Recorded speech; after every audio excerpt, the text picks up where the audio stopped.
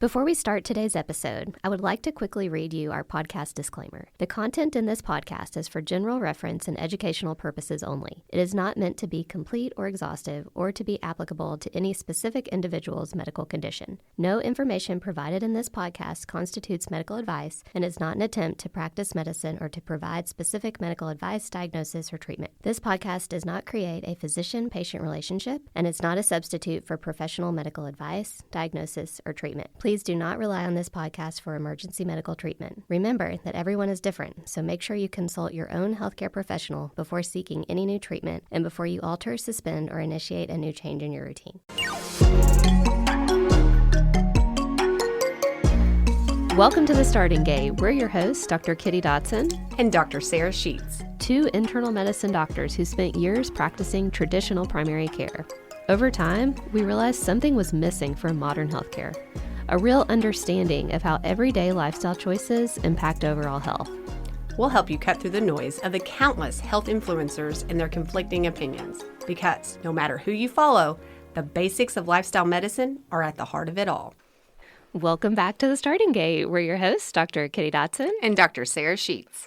Well, today we are so excited to have our guest, Sarah Martin, who is the owner of MoveSmart and has a doctorate of physical therapy. She specializes in athletes of all levels and abilities, so it does not mean that you have to be competitive. You can be recreational, or you're just trying to move better in your life. And she is able to provide that guidance and continued therapy for patients who are trying to maintain their wellness. So thank you for coming in today. Absolutely, a pleasure. We have been so excited about having you, Sarah, because as the other Sarah knows, this is going to be a little confusing. I tend to injure myself and I never go get help. And so I have been so excited to have this episode with you. Let's do it. Well, why don't you just start us off by just telling us a little bit about yourself and how you've ended up doing physical therapy?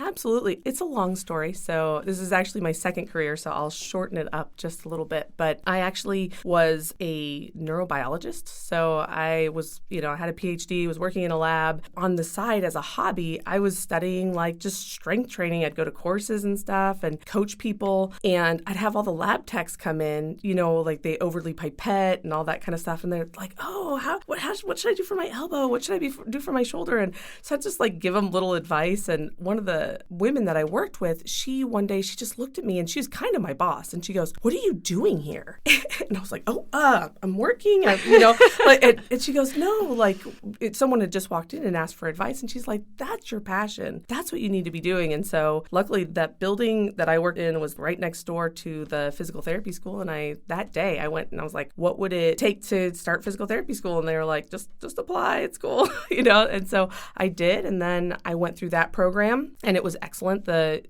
University of Kentucky physical therapy program. Then I did a lot of extra training specifically on biomechanics and movement with, again, all levels of people who wanted to move better. So, you'll have your 75-year-old person who has never lifted before and they maybe went to one class and didn't feel confident or maybe injured themselves. They come and we fix all that. But I've also treated professional baseball players, professional soccer players. So really when it comes to movement mechanics, good movement mechanics, you treat people at all levels, all ages. And so that's been my passion ever since. Can you also elaborate a little bit about how you ended up in your current practice? That's the old insurance problem, right? So I was working in an insurance practice. It was amazing. It was a great practice. But ultimately, I just had a lot of burnout because I was getting so much. Trying to be a holistic PT is really hard when someone is constantly telling you, we're not going to, the insurance is constantly calling you, why should we pay for this? Why should we pay for this? I was doing more of that than actually treating people. And I just was done. I made the switch to just see how it was going to go and started almost on the side doing cash-based PT, and people wanted it and people were excited about it, and it just kept growing and growing. And then I was doing it on my own, and then luckily Dr. Kelsey Carnes contacted me and was like, "Hey, are you looking for someone else?" And so she heads up our pelvic floor PT. And then a little while later, I had Dr. Andrea Moore, who's amazing. She's like, "Hey, I'd kind of like to treat people model, like in a cash-based model, so I can really treat them too. And I'm like, come on down. So it's been really collecting these amazing physical therapists that are almost insurance healthcare PT refugees, that they want to all treat their patients in the way that we know we can treat them. And so we built a fun practice around that, and we just moved. Kitty and I understand that. Yes, definitely.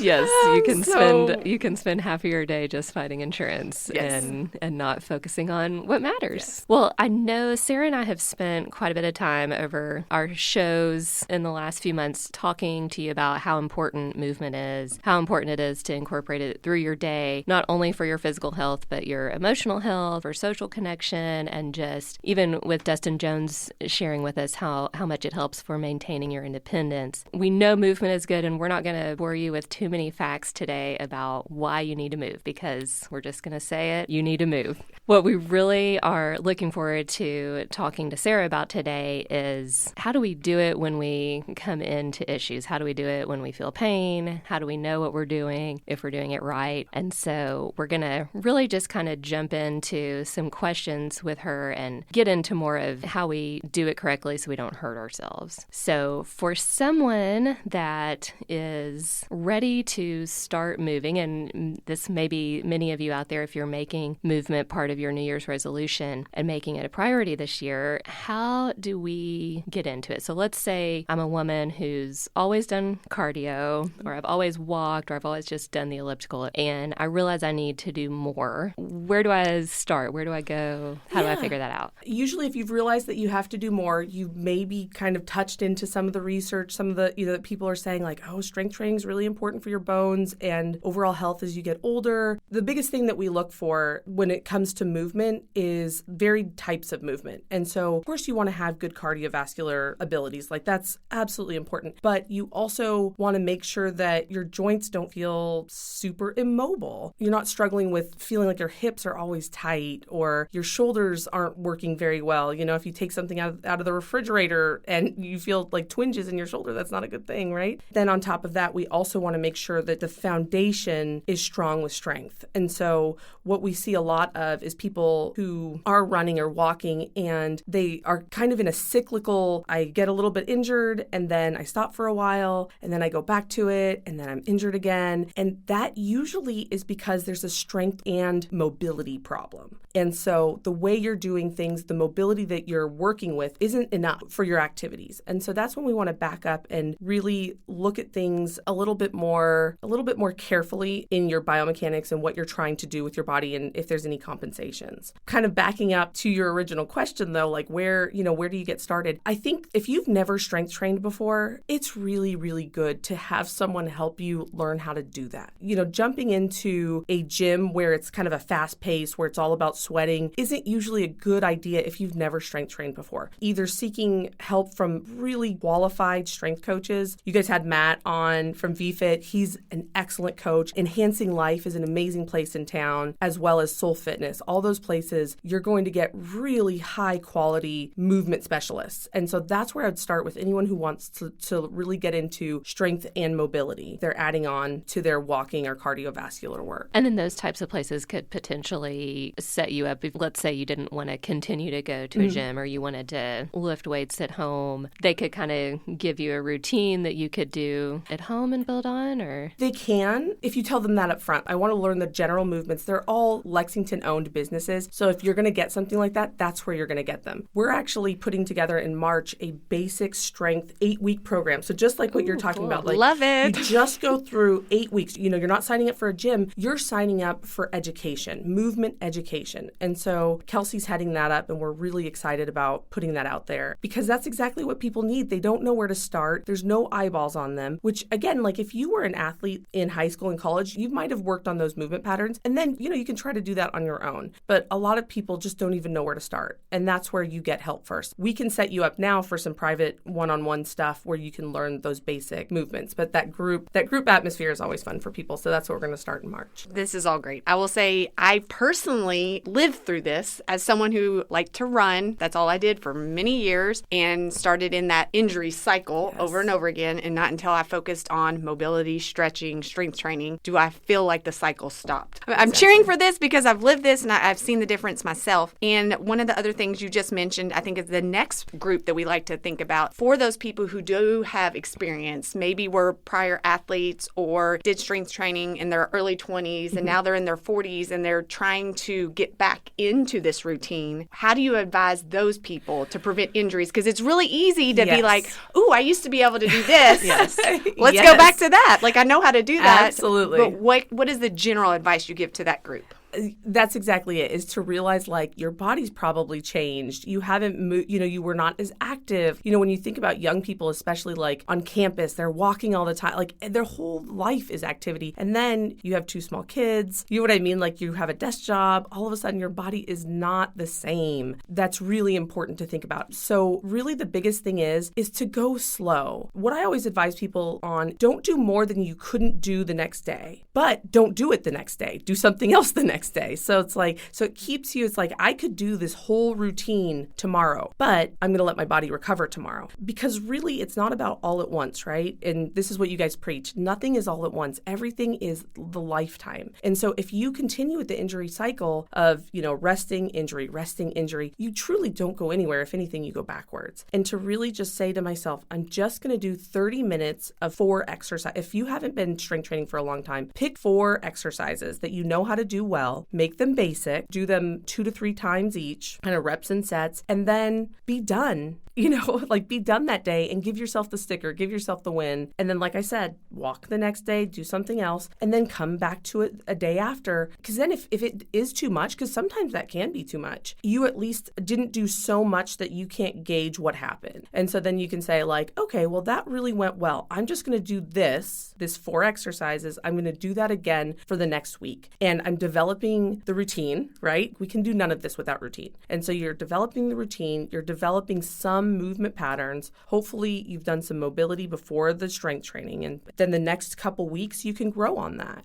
Pick 1 more exercise that you're going to do. And then over time, you work into what we're more traditionally used to, especially if you have that athletic background of like 3 different training programs on 3 different days that you do throughout the week. And that's great, but people have to get there. You've got to walk before you run. It's that kind of thing. And the same is true with strength training. That's hard because a lot of what's sold to us is more. Like, oh, I've got this program and it's different every day. People are selling variety when what we need is consistency. I think this brings up what typically happens to so many people here in January is you're wanting to put in all this effort to get healthier and hit these goals. And we tend to lean into the things that make us feel so exhausted after we did the workout because we're like, yes, I got something out of this, instead of thinking the long game of, oh, it's better for my body if I build up to that, and that's going to help with injury reduction, etc. When you work with people like us or good strength coaches, they can kind of help you feel, like at the very end of a session, they can help you feel that that really good endorphin feel safely. There are some exercises to do that, but again, usually if you don't have a background in it, it needs to be done well and not for very long.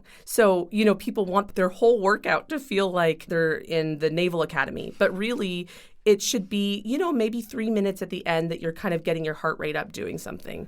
Oh, that's really interesting. I've never heard that before. Yes, I can find that I want that feeling more often throughout a workout. So that's really good to know. Kind of going back to something you said a minute ago, because I think it's something that comes to my mind a lot, and I hear a lot of people ask about this too. So let's say I'm getting back into things. I do my 4 exercises and I walk the next day, and now it's the next day and I'm still sore. Mm-hmm.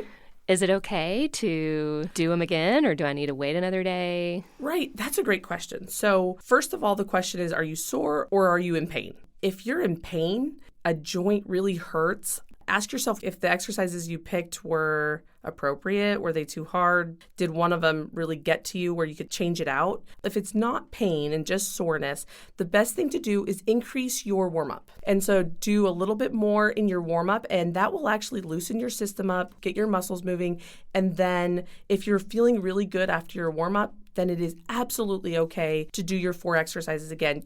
You might decrease the weights, but I love the routine. It's 4 exercises. If you were doing a full squat to a box. So do some stuff to make it that you're not in pain for so many days, but I wouldn't not do anything and I wouldn't drop the routine. So keep the routine, make it a little easier, do a little bit longer warm up would be my recommendation for that. A question that I hear a lot of time is when you're trying to do strength training, is it better to do full body and do that for, within a day? Is it better to split it up, have upper days, lower days, etc., in the context of being short on time? Because I feel like that's where everybody feels like they're trying to figure out how can I optimize my time and get the most out of it.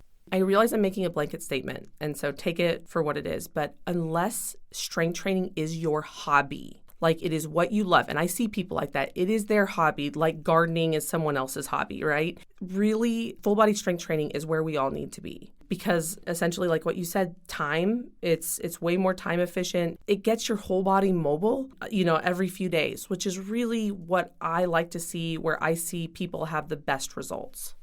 If someone only had a small amount of time, let's say somebody's got 15, 20 minutes, 4 or 5 days a week, they can be actually consistent with exercise. Do you feel like prioritizing strength training in those days is important, or cardio? How would you mix that in there if someone's really limited?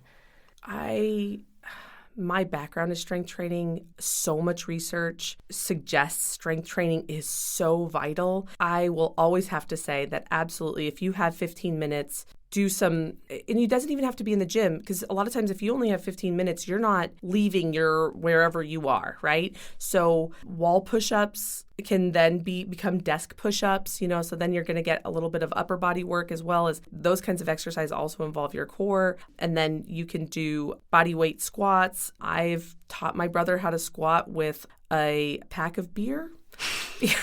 Because that's what you do for your 25-year-old brother. You know what I mean? Like, hold this. Okay, now you do squats. You know what I mean? Look around for something heavy. Exactly. What do you got? Exactly. Like a gallon of milk weighs 8 pounds. So it can start, that can start being your gauge of like, I can still do things. I can still weight train. I don't need it to look like a dumbbell. I don't need it to look like anything traditional. We all have things in our house that are of varying weights. And so that's a good way of looking at it.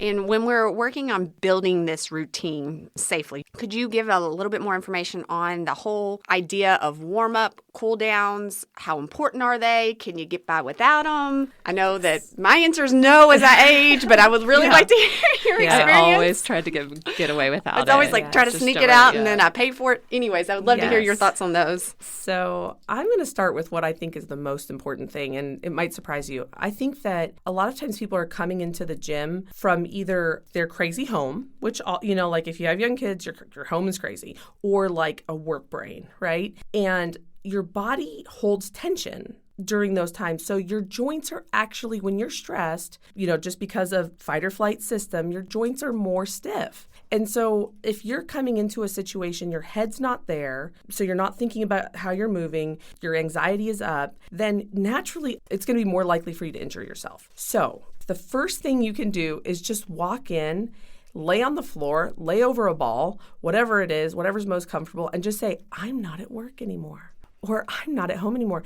Your body will actually relax. Just that self-talk of I am not there, I am here will change your system. Then you can take some breaths and be there. So you can just say, okay, I'm not at the gym. I'm going to take 5 breaths.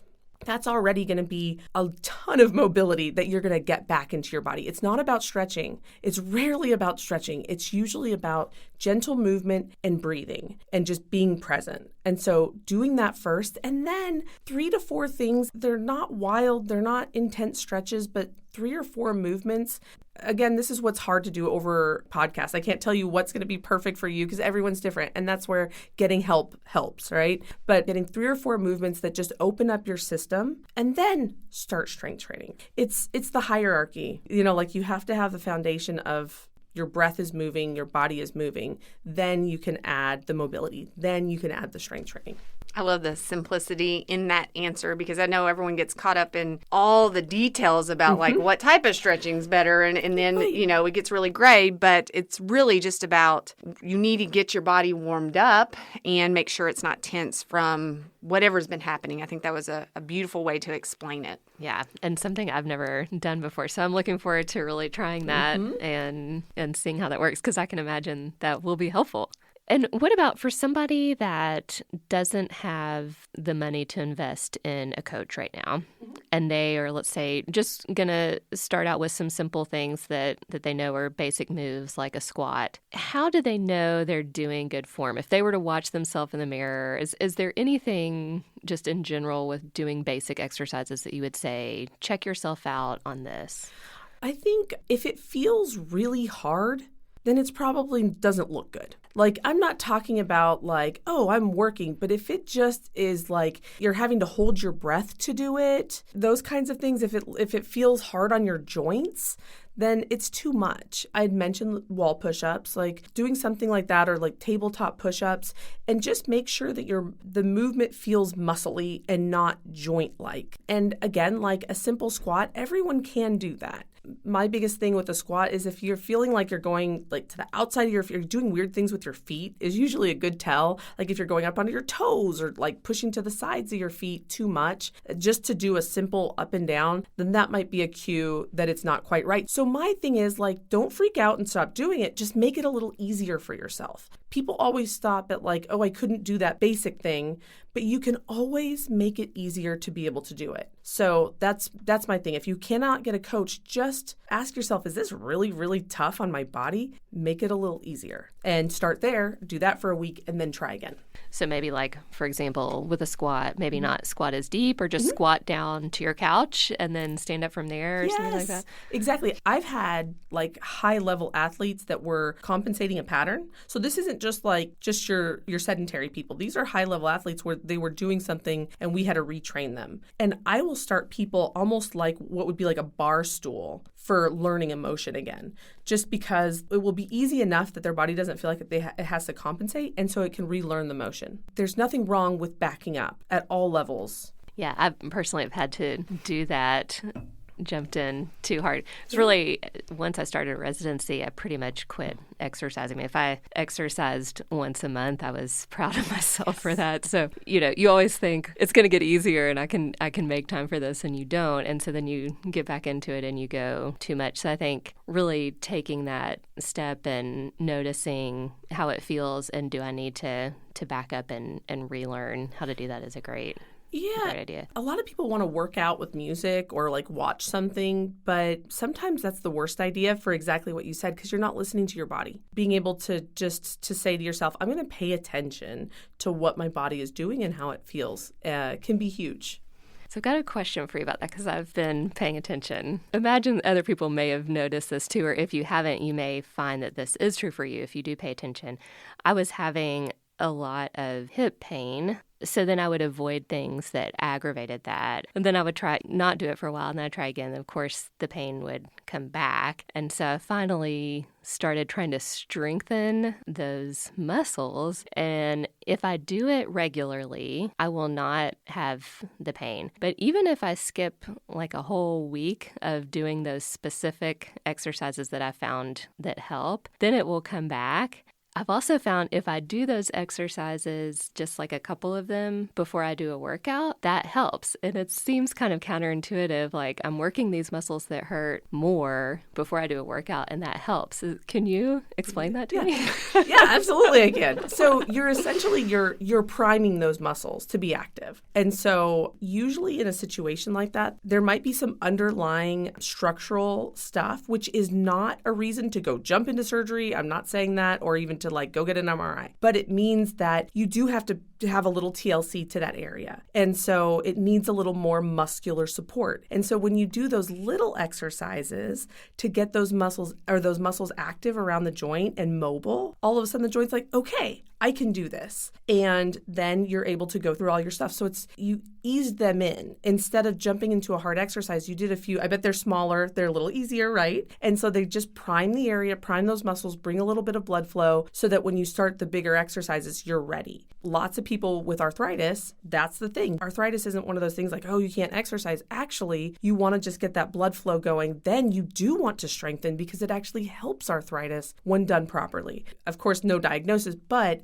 that's what you're feeling. I see a lot in patients and have for many years. They develop arthritis within a joint, and our natural response is to then continue avoiding using that joint. Mm-hmm. And then what happens is then another joint goes, and then another one because of how we're compensating. So in those situations, after a patient has had appropriate evaluation, exam, and we know it is just arthritis, can you just kind of elaborate on the importance of maybe working with a PT and how that can help someone with arthritis to continue with their mobility moving forward? Because I think this is missed a lot in helping patients. Well, first, I'm going to back up a little bit. And just so you know, Kentucky is a direct referral state. You do not need a doctor's referral. You taught me this, by the way. Yeah, to go to PT. So we actually are experts in ruling things out. So if you have an ache or pain and you come in and we start moving you around, because we're movement experts, we're the ones who are like, I see a lot of bodies every day, and that isn't showing up the same as what I usually see, right? So we're actually taught that's a huge part of our training is ruling out things that are not musculoskeletal. And so I want to put that out there that if you have an ache or a pain, just go see a PT and let them be the ones who say, especially if people are like, I know my doctor's just going to send me to a PT, then don't go to them first, come to us first. And then if we think it's something a little bit different, then we're going to send you to the orthopedist or the neurosurgeon or, whoever would be appropriate when we're noticing something isn't right. That doesn't kind of fit the normal injury that we see. So we'll start there. So just come to us. We'll help. And then you're absolutely right. So when you're looking at someone with arthritis, they start avoiding when it's usually the opposite. It's very counterintuitive. A lot of times, like their right leg will hurt. And so they start shifting their weight away from the right leg. Well, when we get them properly over the right leg, they actually feel better. And so coming into something that hurts and using it properly is always the answer. It's never shifting away. It might be doing less, but it's never not doing. Because you're right. What you'll see is they might have, let's say, right hip pain, and so then they start shifting all their weight to the left. Well, then all of a sudden now they're having left knee pain because of how they're shifting the weight to the left. Basic mobility is always, blood flow is always going to be your best bet. And of course, when you're looking at blood flow, we're not looking at, hardcore work. We're looking at pretty ease into it stuff to get that blood flow, to get that mobility, and then working the strength into the joint. So what happens, especially with arthritis, is like the two ends of the joint end up really close to each other when you don't have enough strength. And so what muscles do is it actually pulls that joint apart a little bit, giving it space and not relying on the joint for stability. So we have to get strong when we have arthritis because it actually pulls space into the joint, pulls fluid into the joint, and offers muscular support, which allows the joint to not be so reliant to stand up.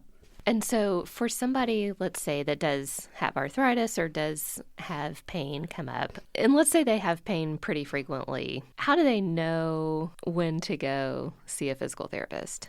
If they have pain pretty frequently, or they're in those kind of that cycle of pain, then rest, then pain, absolutely go see a physical therapist. That is the best reason to see a physical therapist because that's where we are experts in helping people. So when you're looking at injuries and, we're in January, so you're having a lot of people start their goals. The biggest reasons why people are going to get injured right now, one is overuse, of course, and we've kind of addressed that a little bit. Like they're doing too much at once. They're trying to they're trying to relive their 25-year-old days, right? But another reason is poor biomechanics, like how they're doing something is not serving them. Dr. Kelsey Carnes at our clinic, she does gait analysis for runners. So that's really important, as well as like lifting mechanics. If you're always injuring yourself lifting and you're like, I just want a basic strength program and I can't even get to that, you need someone to watch how you're doing things. It becomes really, really important. One of the areas that comes in a lot is single leg strength. And so people do really well. Let's say they have a lifting program. They're they're doing really well on like lifting with 2 legs, and then you get them on 1 leg and they start to have a lot of problems. It's going to play a huge role in injury prevention is getting both legs strong or both arms strong, that kind of thing. Did that answer your question? Yes. Okay.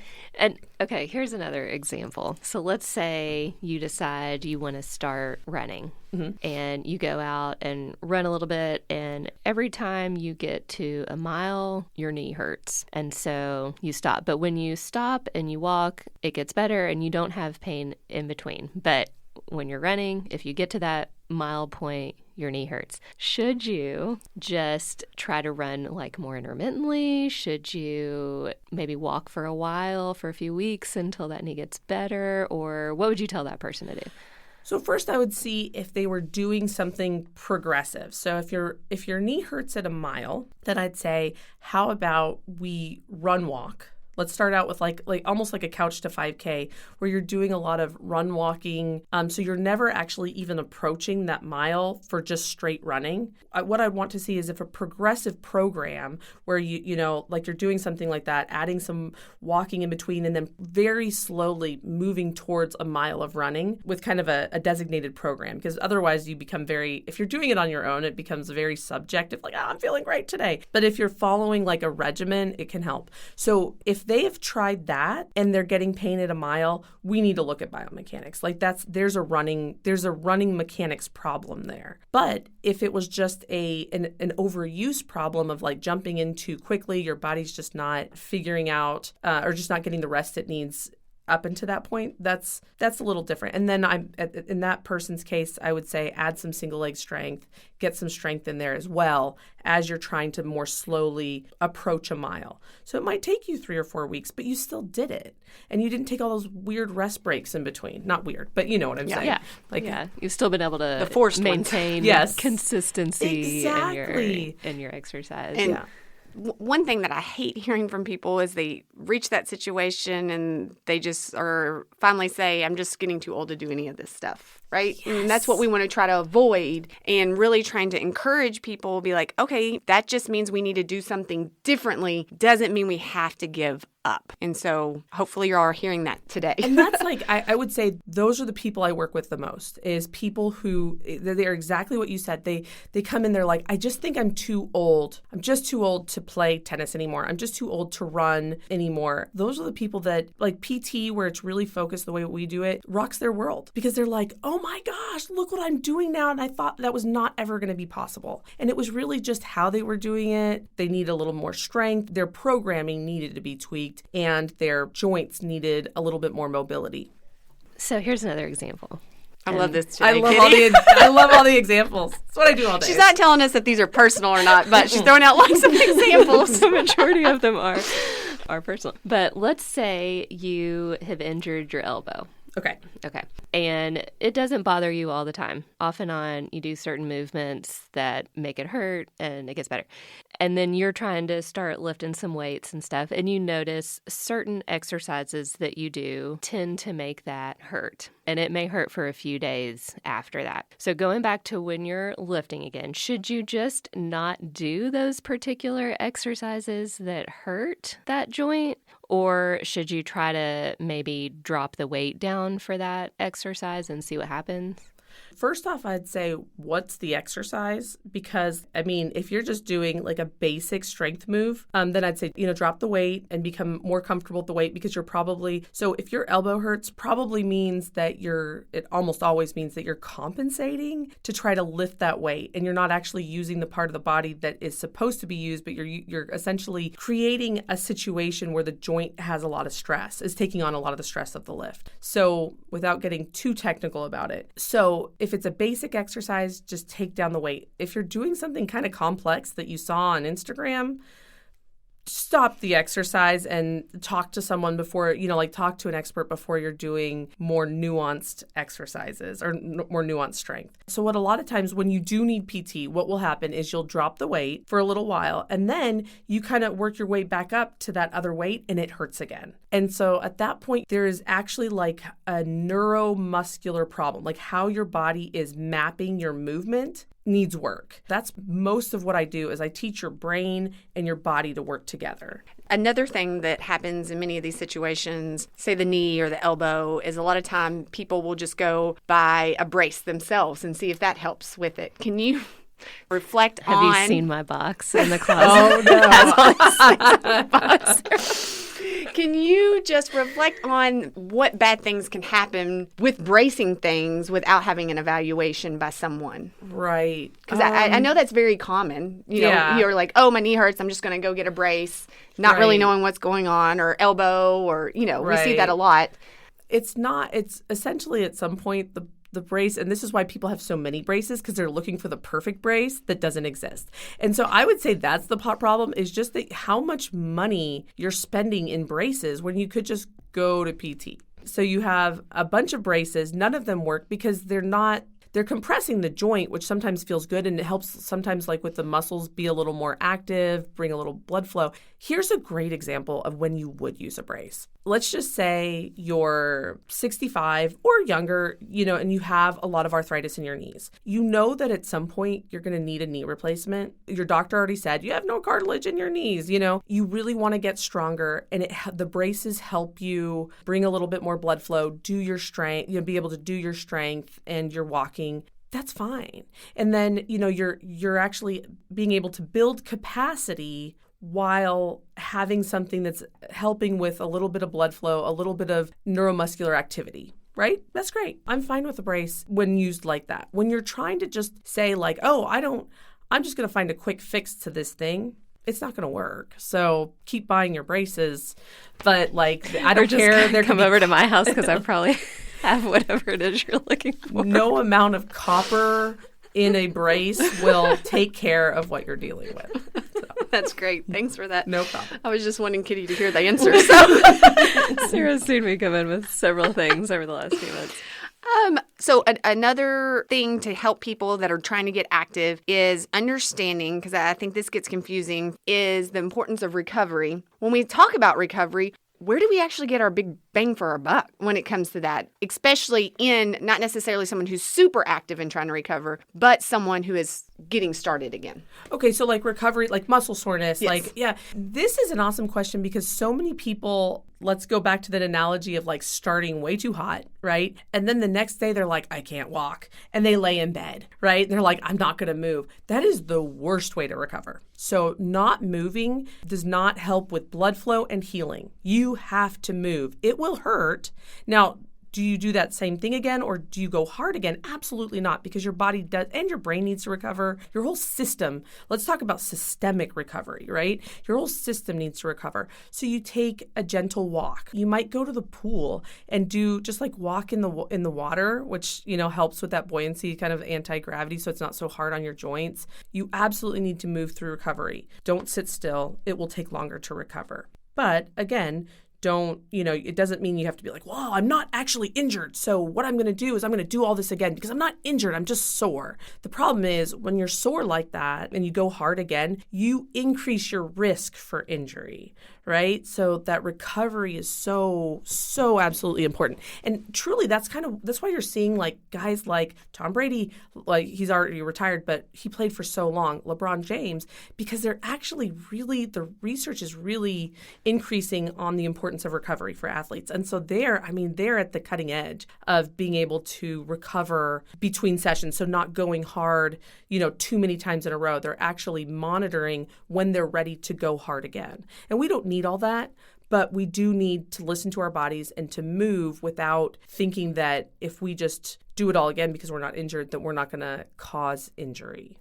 And I just want to make sure everyone's listening to that difference in the bucket of soreness versus injury. We have to look at these differently and listen to our body and treat those different. Yes, absolutely. And intense soreness should not be ignored in the sense of just laying around, and intense soreness should also not be a sign that you're just going to ignore it because it's not an injury and go hard again. Intense soreness means you just need time to recover. Part of recovery is nutrition, which you guys cover so well, eating that protein, as well as movement, water, all of the good stuff.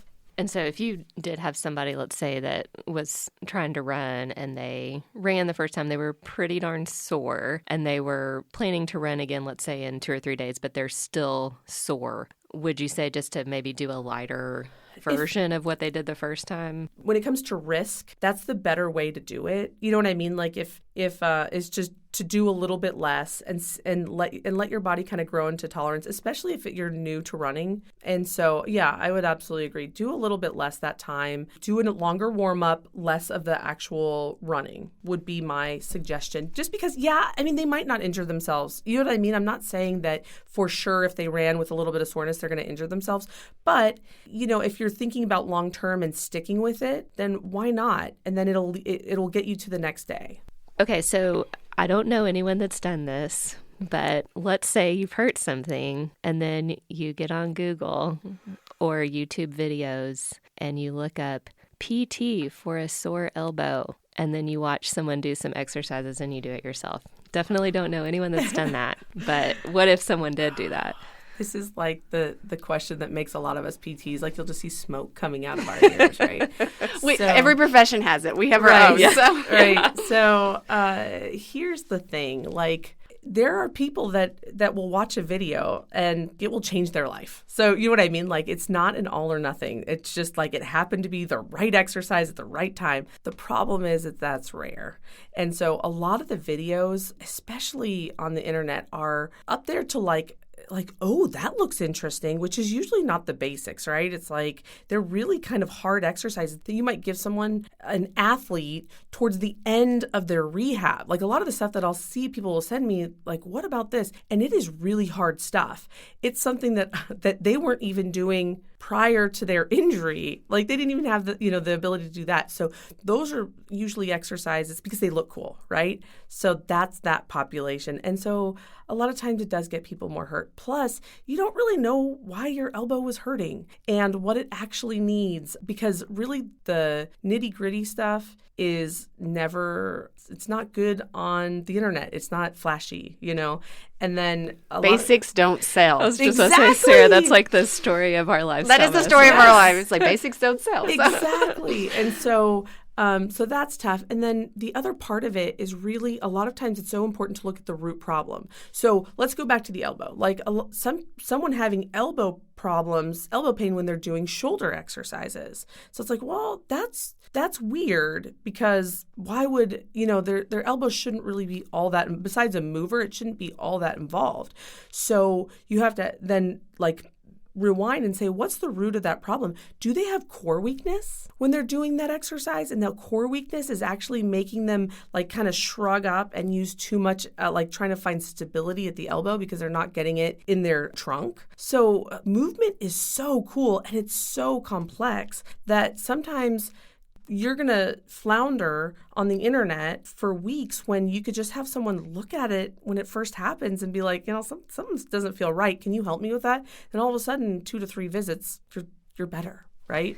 And I love that you just said that, because I think a lot of times people think, well, if I go see the physical therapist, this is going to be like an 8 to 12 week course. I don't have time for all of that. I don't want to spend the money on that. And I used to tell people sometimes, if you tell them, I've got 3 visits to see you, that's what I can afford to do, then you can still give them help in that amount of time. Yeah, especially so the way it works really well is if we've already developed a relationship with you. So we've worked with you for other stuff before, and then you're like, hey, I just did something really weird to my elbow. And then, or my knee, they come in, we already kind of know what they're doing. We already know that they're doing a lot of stuff well. Yeah. And then it's 2 or 3 visits and they're happy. We're happy. We send them on. I say that as a caveat because a lot of people will come in with their elbow stuff. And like I said, there's a root problem. And so they want the 2 or 3 visits, but we really need to look further into what they're doing. And that's where the investment comes, But like I said, there's so many people that have worked with us long term. And those are the people that,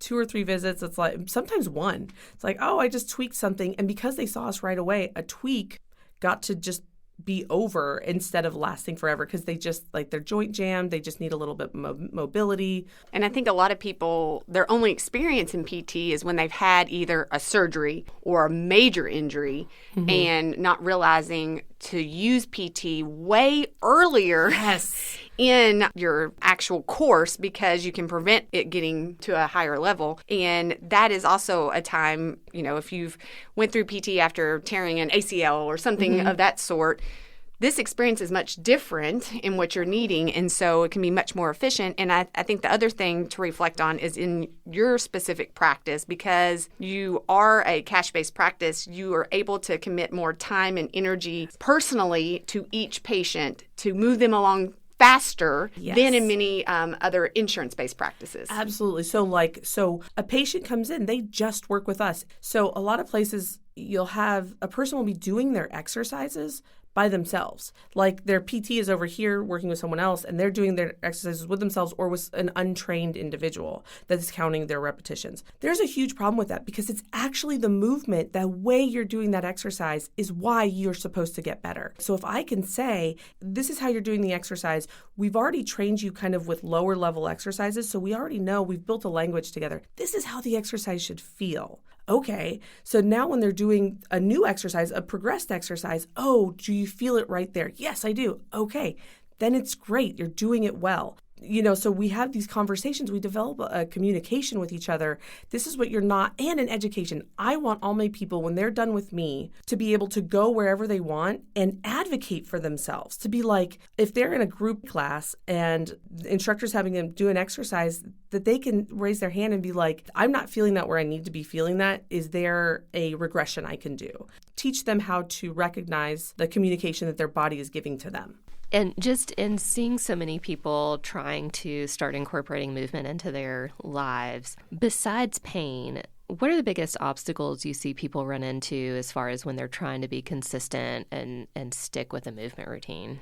Being kind of stuck in that exercise looks a certain way, or, that's really tough when they're like, well, it doesn't count if I'm not doing an hour and a half at the gym. So I think people get in their own ways on what they think is enough. If they're like, well, I just did 4 exercises, like the 4 exercises. Well, that wasn't good enough, and so they're really hard on themselves on what's good enough and not realizing that 15 minutes, if that's what you can give, then that's worth giving. So I would say the hardest thing for people is just being okay with what you can give. As many of our listeners are working on progressing their routines, is there anything that you give as advice on how to listen to your body to know you're ready to go to the next level? Oh, yeah. When something has been easy for like 3 sessions, you know what I mean? You're like, I've been doing this for 3 sessions. I feel good about it. The next day, I'm not feeling anything. And, I feel fine. I feel strong with it. And then, then go up 10% though. It's like, if you're really good with the 5 pounds, don't go up to the 15, go up to the 10. So that kind of stuff. And the cool thing is there's so much wiggle room in that. Like, let's just say you're doing an exercise, we're just going to use 5 and 10 because it's easy. You've done 5 pounds, it feels really good, and 10 pounds feels a little too much. Do 10 pounds for less reps, or do 10 pounds for the first 2 sets and then 5 pounds for the last set. Like, there's so many little things that you can do to make, and that's for running, that's for anything, it's for yoga. I mean, you don't have to, just because one jump seems like the norm, doesn't mean you have to do that like that. You can do a little and then kind of back off. And any advice for people as far as just staying motivated, not getting discouraged? I know as I've entered my 40s, I think nothing's more discouraging than finding some motivation, getting excited, getting started, hurting or something, losing motivation, and then that whole cycle starts again. Any advice for that? Yeah. Start with something that you actually enjoy. So if you don't enjoy running, don't pick running. There are so many other ways to get your cardio. It does, just because that seems like the most obvious thing, if you don't enjoy it, you're not going to continue with it. And the littlest thing is going to send you off. Community, get with a group of people. You know what I mean? So there's some little things that can help with that. But my biggest thing is kind of goes back to being a kid, right? Make a chart.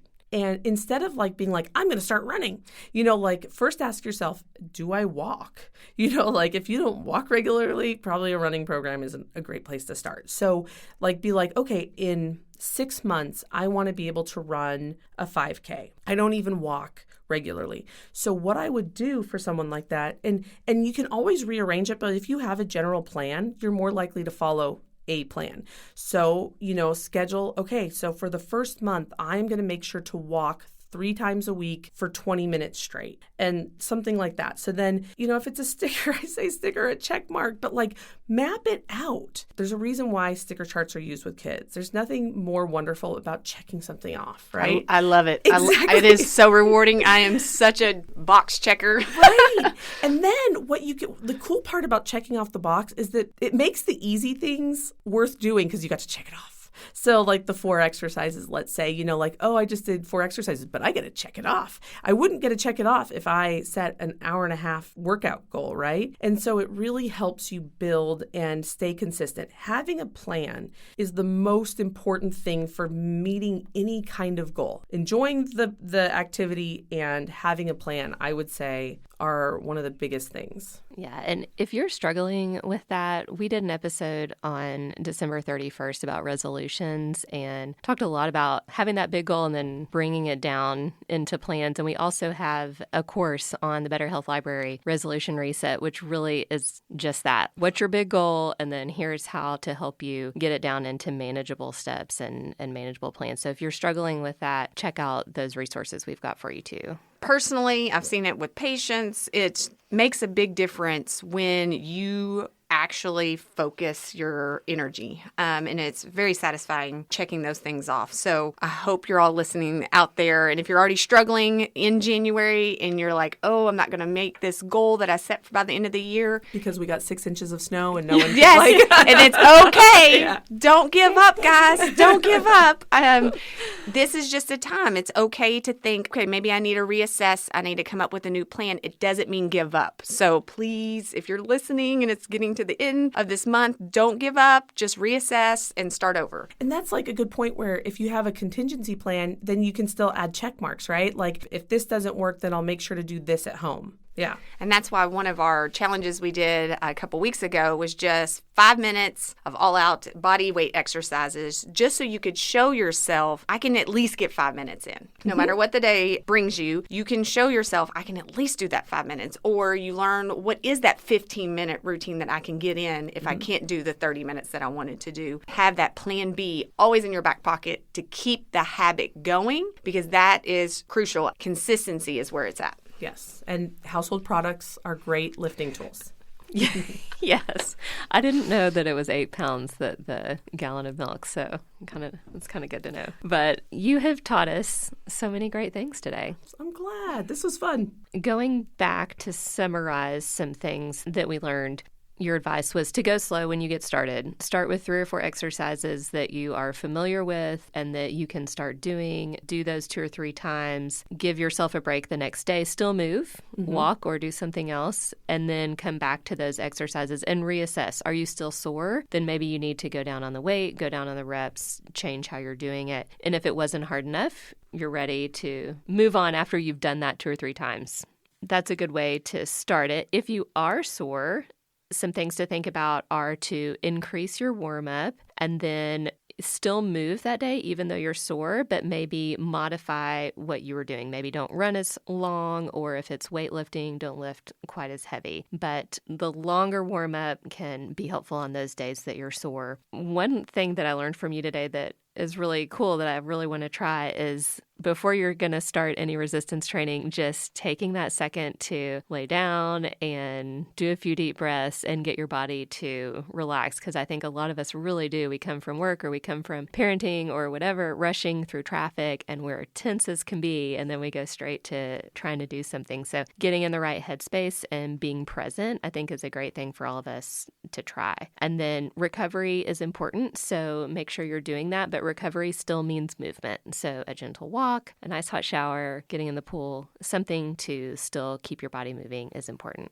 And one of my favorite things that you talked about is we see a lot of things on social media and that's being sold to us about variety, but instead it needs to be about consistency. So hopefully you all got that message today so you can focus more on just becoming consistent instead of trying to do elaborate, crazy things that we see out there today.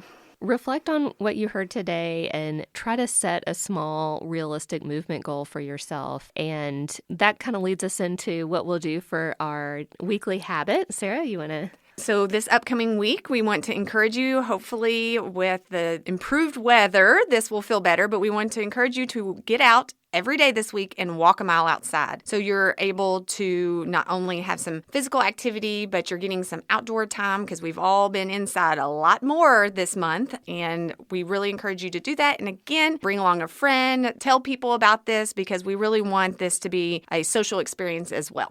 And don't forget, if you have any questions or any topics that you want to make sure that we cover, please let us know. So you can click that button that says send us a text or send us an email to contact@thestartinggatepodcast.com. And then before we wrap all this up, we would love for Sarah to tell us how can people find you as well as any things that are coming up for Move Smart. Let's see, we have Dr. Kelsey is doing a ladies' night on the 31st, and it's Kegels and Cocktails, which love the name. Yeah, and it's going to be, this one's going to be, usually we do like heavy education. There's going to be education, absolutely, but it's going to be a little more relaxed and a lot of Q&A. So it's a fun one to bring friends. So that one is really cool. You can find all of our information either on our Instagram page, which is really active, or movesmartky.com. Our website has lots of good information.